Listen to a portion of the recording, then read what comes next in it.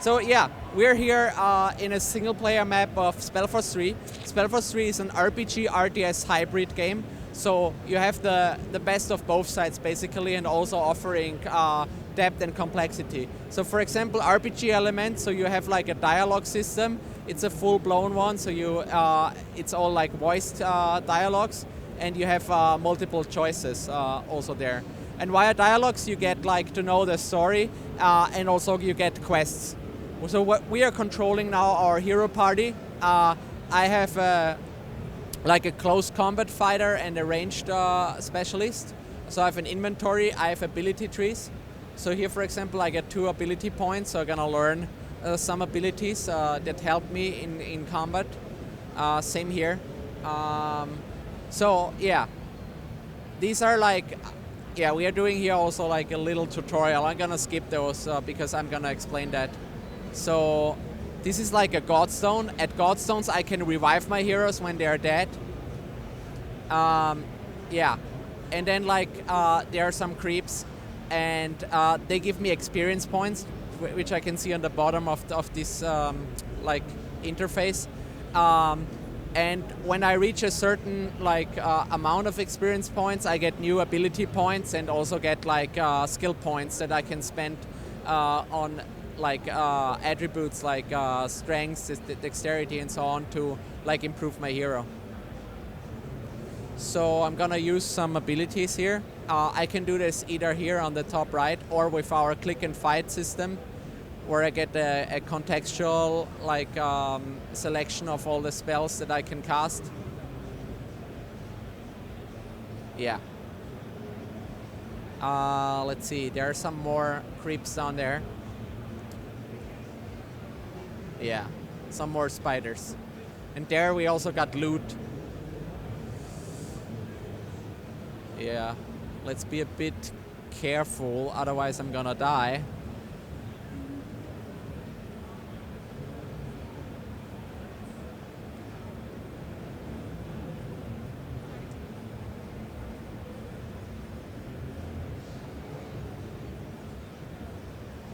Yeah, so now he died, but that's not a big deal because I can either revive him directly if I make it, or I can go back to the Godstone.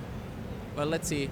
The spider is going away, so maybe I can make it and revive him directly.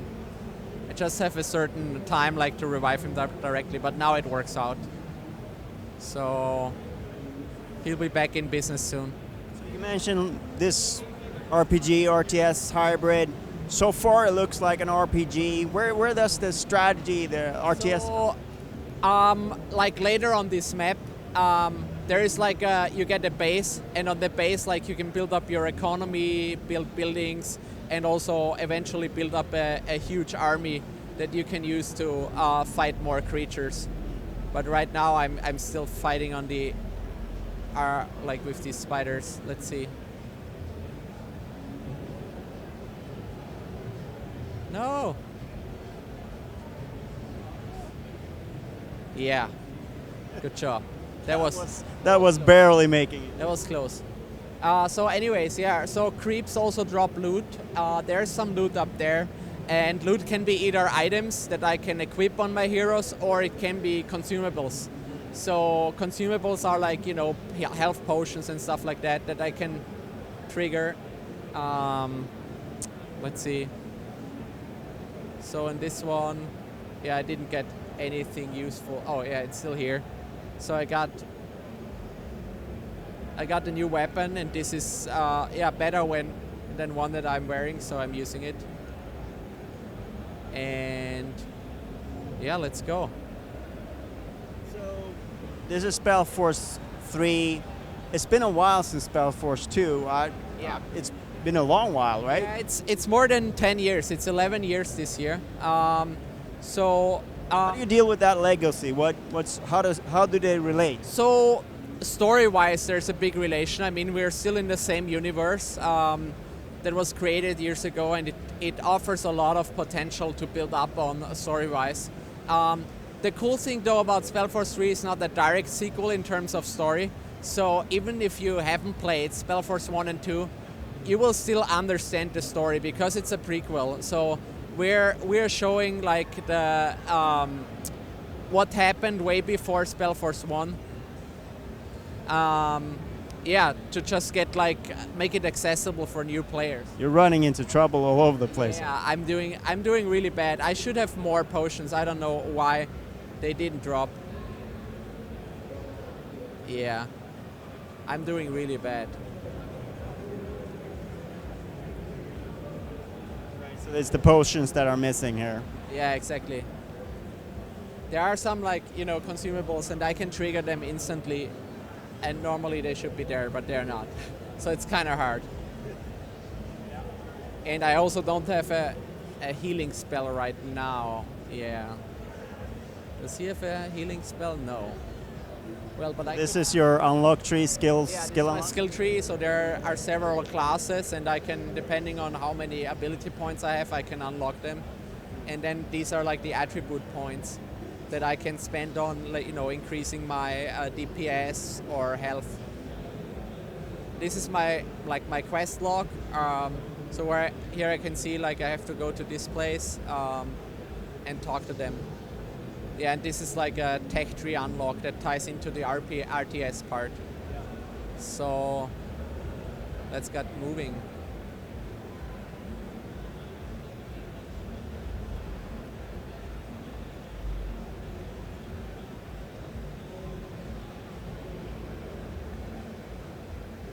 Kill some more. Yeah. Where are you at in development with the game right now? So we are approaching soon our beta phase. So we will have like a public beta test of the game featuring the multiplayer component of the game. So in the multiplayer, I mean, we have a story co-op mode where you can play the entire co-op, like a story campaign in like co-op. But we also have like a skirmish mode, and we're gonna test like the skirmish portion of the game to get like a lot of feedback in terms of balancing, and we also feel like we need some feedback in terms of accessibility for the entire game. So we're gonna run that via Steam. We are already on Steam, so we have a coming soon page. If you search for Spellforce 3, you will find it. You can follow it. We'll share the news once we are ready about that. So yeah. Yay, we made it. We made it. And now I think we're gonna approach another dialogue, and then we should soon get the base. Yeah, let's talk to this dude. Yeah, so he was the Royal Mage.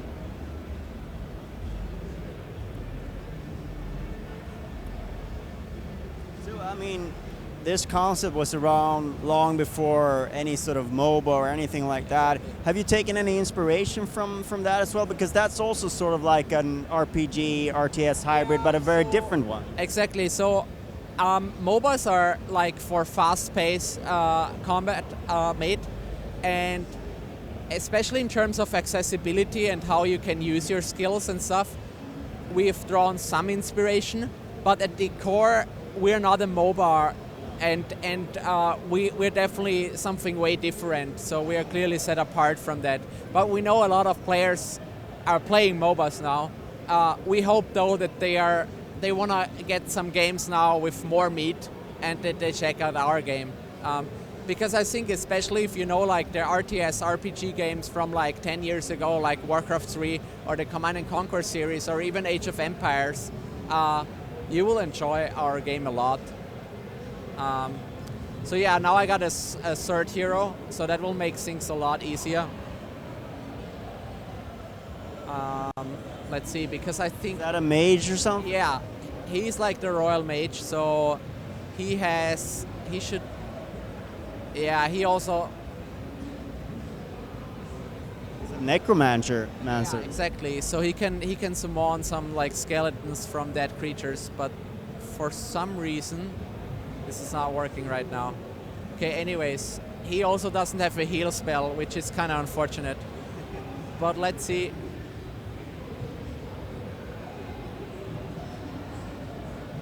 The RTS part of the game is built that you don't have to micromanage your workers, so you actually can't control them directly, but instead you just build out structures. Sorry. And then like assign them the workers to them, and then they're gonna do everything they need to build it, and then once it's finished, they are gonna man it and do some wood cutting in these examples. In the skirmish mode, I also have like heroes because I need them to go expand my base. So the whole map is distributed in sectors, which we can see here, so the sector limits the amount of workers I have, and workers is like, it's kind of like a resource also. So I'm gonna build here some more structures. So what's the objective? Is it just to dominate the map? And in this one, it's like there is an enemy on this like symmetrical map. He's here, and I have to crush him, right? And I can do that, like, to build up an army and, just fight against him, and also use my heroes. So here you can see the consumables that we didn't have like in single player mode. And I also get gold from killing creeps, and with that I can buy, there are merchants on the map, and I can buy items there. So it's...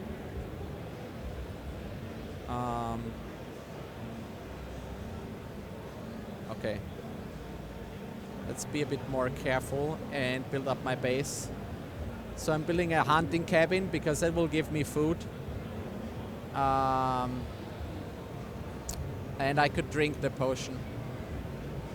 See, now I got more health. And yeah.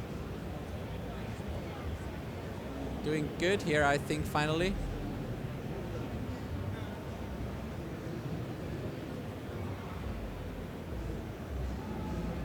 So the abilities are on cooldowns and... Exactly, and they're also mana, right?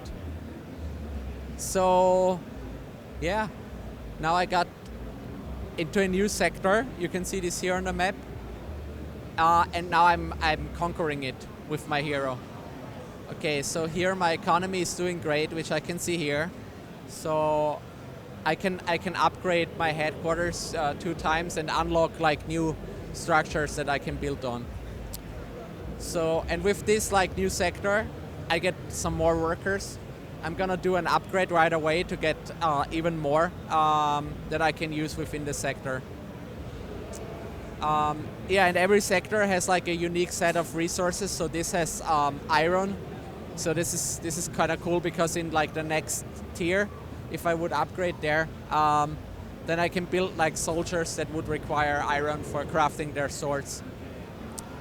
So yeah, we can for the upgrade. I mean, I'm now in the minus zone.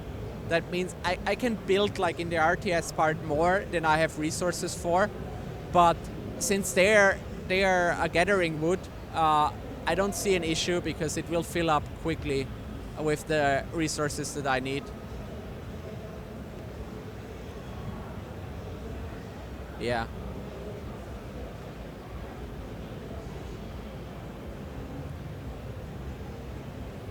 And the way the RTS is made, like the economy part, is that you have enough time to go exploring the world with your hero and also do stuff like items and stuff. Okay, let's see. So we have touched upon the roadmap ahead. You mentioned getting onto that you're on Steam already. What's the timeline ahead? When do you think you'll be ready? We want to ship it in summer 2017, so this year. So we're currently working really hard to finish the campaign story and stuff. Mechanically, we are, I think, on a really good level. I mean, as you can see, everything works and is there. Just need to polish up some more, like work on the usability and get feedback in and improve the game further on that. And we want to work with the community, with the players, on delivering the best possible Spellforce experience.